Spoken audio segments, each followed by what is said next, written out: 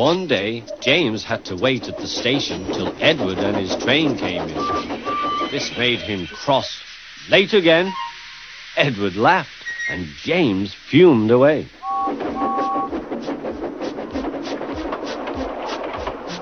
After James had finished his work, he went back to the yard and hopped onto the turntable.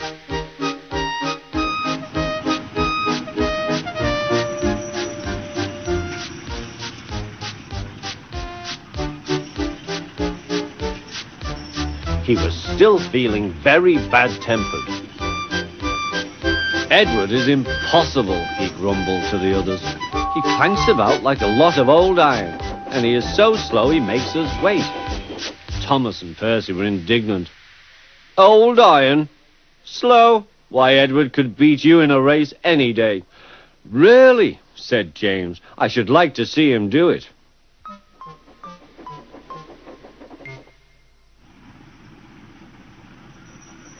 Next morning, James's driver was suddenly taken ill. He could hardly stand, so the fireman uncoupled James, ready for shunting. James was impatient. Suddenly, the signalman shouted. There was James puffing away down the line. "All traffic halted," he announced at last. Then he told the fireman what had happened. 2 boys were on James's footplate fiddling with the controls. Phew! They tumbled off and ran when James started.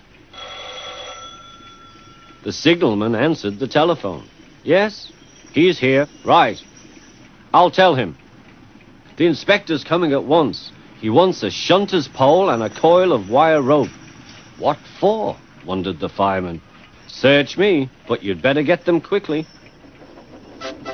The fireman was ready when Edward arrived.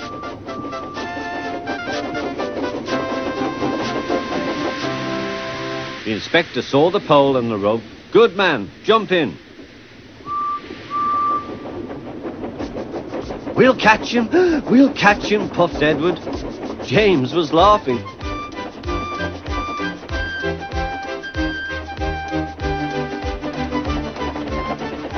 "What a lark, what a lark," he chuckled to himself. Suddenly he was going faster and faster.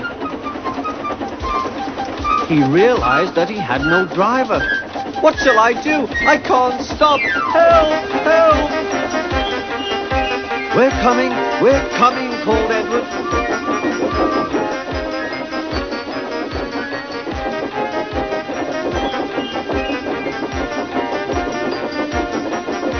Edward was panting up behind with every ounce of steam he had.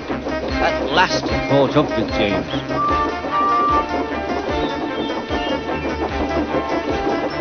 "Steady, Edward," called his driver.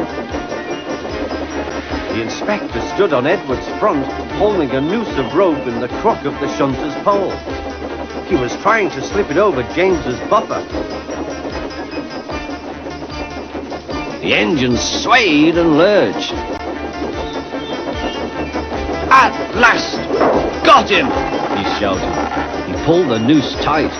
Gently braking, Edward's driver checked the engine's speed, and James's fireman scrambled across and took control. "So the old iron caught you after all," chuckled Edward. "I am sorry," whispered James. "Thank you for saving me." "You were splendid, Edward." "That's all right," replied Edward. The engines arrived at the station side by side. The fat controller was waiting. "A fine piece of work," he said. "James, you can rest and then take your train. I'm proud of you, Edward. You shall go to the works and have your worn parts mended." "Oh, thank you, sir," said Edward. "It'll be lovely not to clank